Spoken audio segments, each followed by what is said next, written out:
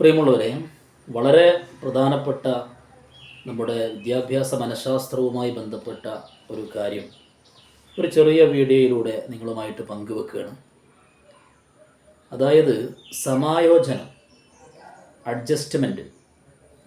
ഇപ്പം നമ്മുടെ മനുഷ്യൻ്റെ ജീവിതത്തിൽ വളരെ പ്രധാനപ്പെട്ട ഒരു സംഗതിയാണ് ഈ അഡ്ജസ്റ്റ്മെൻറ്റ് എന്ന് പറയുന്നത്. കാരണം മനുഷ്യനെ സംബന്ധിച്ചിടത്തോളം അവനൊരു സാമൂഹ്യ ജീവിയാണ്. ഒരു ഒറ്റപ്പെട്ട ജീവിതം എന്നുള്ളത് അവന് സാധ്യമല്ല.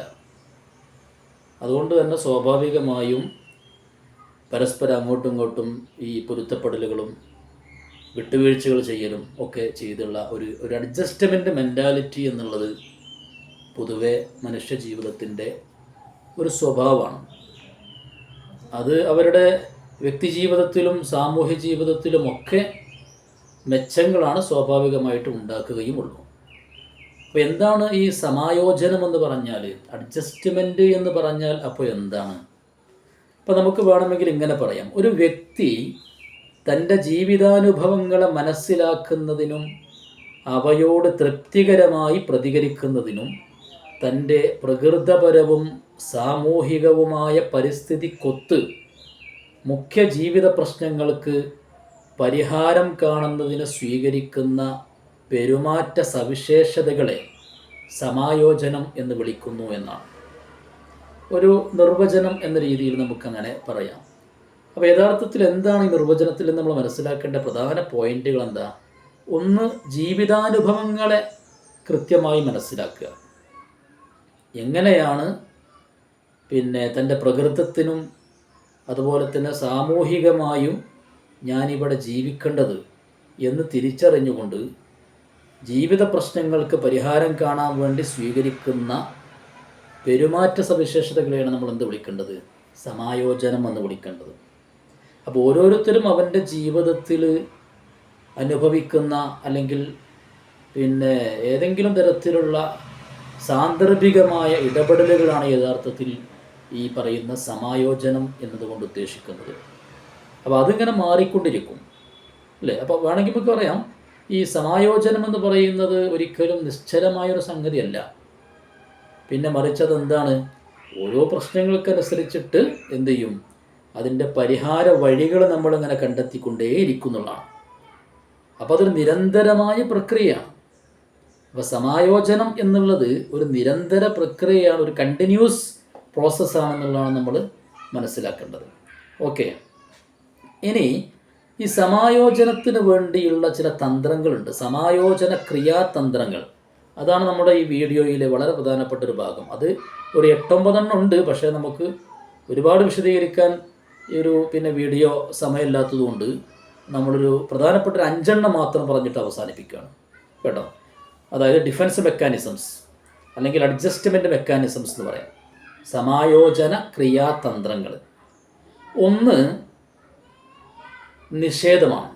നിഷേധം എന്താണ്? നിഷേധം എന്ന് പറയുമ്പം യാഥാർത്ഥ്യങ്ങൾ നിഷേധിക്കുക.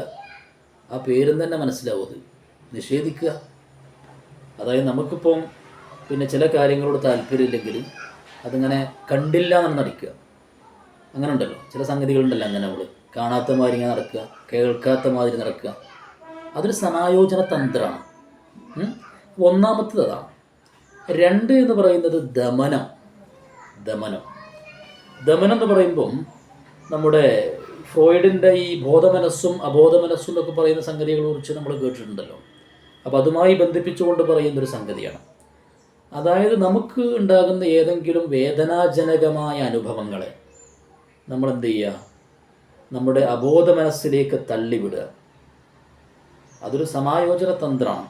നമ്മുടെ മുന്നോട്ട് പോക്കിന് സഹായകരമാവാൻ വേണ്ടിയിട്ട് എന്ത് ചെയ്യുക? അബോധ മനസ്സിലേക്ക് അതിനെ തള്ളിവിടുക.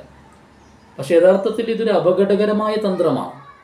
കാരണം എന്താണെന്ന് ചോദിച്ചാൽ അത് പൂർണ്ണമായി നമ്മളിൽ നിന്ന് ഒഴിവായി പോകുന്നില്ലല്ലോ. അപ്പോൾ അതുകൊണ്ട് തന്നെ പലപ്പോഴും ചില മാനസികമായ പ്രശ്നങ്ങളൊക്കെ ഉണ്ടാവാനുള്ള സാധ്യതകളുണ്ട് അതിൻ്റെ ഭാഗമായിട്ട്. അപ്പോൾ സമായോജന തന്ത്രങ്ങളുടെ കൂട്ടത്തിൽ അപകടകരമായ ഒന്നാണ് ശരിക്കും ഏത്? ദമനം എന്ന് പറയുന്നത്. മനസ്സിലായല്ലോ? മൂന്നാമത്തത് എന്ന് പറയുന്നത് യുക്തീകരണമാണ്. ഇത് സർവ്വസാധാരണമായി നടക്കുന്ന സംഗതിയാണ് മനുഷ്യന്മാർക്കിടയിൽ.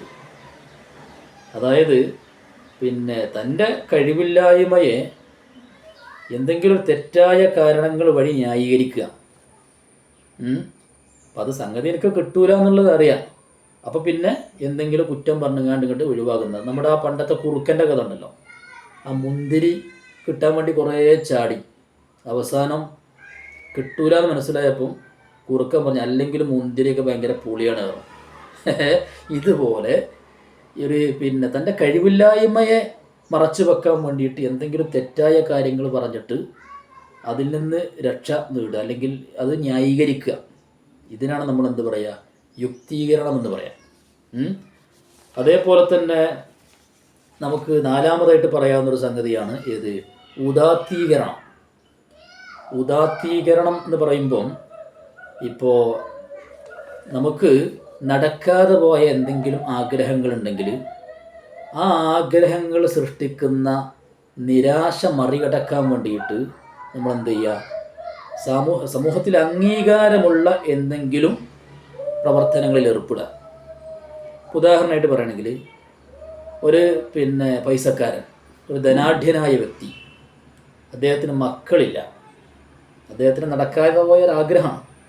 അപ്പോൾ അദ്ദേഹം എന്ത് ചെയ്യുക, അദ്ദേഹത്തിൻ്റെ പണം ഉപയോഗിച്ചിട്ട് കുറേ സാമൂഹ്യ പ്രവർത്തനങ്ങൾ ചെയ്തിട്ട് ആ കാര്യത്തെ മറികടക്കുക. അതൊരു സമായോജന തന്ത്രമാണ്. അപ്പോൾ ഉദാത്തീകരണം അല്ലേ, ഉദാരമനസ്സ് നമ്മളങ്ങനെ പറയാറുണ്ടല്ലോ, ഈ സഹായം ചെയ്യുന്ന ആളുകൾ ഉദാരമനസ്കെന്നൊക്കെ. അപ്പോൾ ഉദാരമനസ്സ്, ഉദാത്തീകരണം, അങ്ങനെ നമുക്കൊന്ന് കണക്ട് ചെയ്യാം അവിടെ എന്താ അതുകൊണ്ട് ഉദ്ദേശിക്കുന്നതുള്ളത്. ഓക്കെ. പിന്നെ നമുക്കിതിൽ പറയാനുള്ളത് അനുപൂരണമാണ്. അനുപൂരണം അതെന്താണെന്ന് ചോദിച്ചാൽ, ഒരു രംഗത്തുള്ള നമ്മുടെ പോരായ്മ, നമ്മുടെ കഴിവില്ലായ്മ മറികടക്കാൻ വേണ്ടിയിട്ട് മറ്റൊരു രംഗത്ത് നമ്മൾ എന്ത് ചെയ്യുക, വളരെ സജീവമാകുക. ഉദാഹരണമായിട്ട് പറയുകയാണെങ്കിൽ സ്കൂളിലൊക്കെ പഠിക്കാൻ മോശമായൊരു കുട്ടിയായിരിക്കും, പക്ഷേ സ്പോർട്സിൽ ഗ്രൗണ്ടിലിറങ്ങിയ ഓനൊരു പുലിയായിരിക്കും. എന്ന് പറഞ്ഞാൽ ഗ്രൗണ്ടിൽ ഭയങ്കര സജീവമാണ്. അപ്പോൾ ഒരു രംഗത്തെ തൻ്റെ കഴിവില്ലായ്മയെ മറ്റൊരു രംഗത്തെ ശക്തിയിലൂടെ മറികടക്കാൻ ശ്രമിക്കുന്ന സമായോജന തന്ത്രത്തിന് പറയുന്ന പേരാണ് എന്ത്, അനുപൂരണം. ഓക്കെ. അപ്പോൾ നമ്മളിപ്പോൾ പറഞ്ഞ വളരെ പ്രധാനപ്പെട്ട ഒരു 5 ഏതാണെന്ന് ചോദിച്ചാൽ, 1 നിഷേധം, 2 ദമനം, 3 യുക്തീകരണം, 4 ഉദാത്തീകരണം, 5 അനുപൂരണം. ഇതൊക്കെ സമായോജന ക്രിയാതന്ത്രങ്ങളായി നമ്മൾ എണ്ണുന്നതാണ്. ഓക്കെ. തൽക്കാലം നമുക്ക് ഈ വീഡിയോ ഇവിടെ അവസാനിപ്പിക്കാം. Okay, thank you.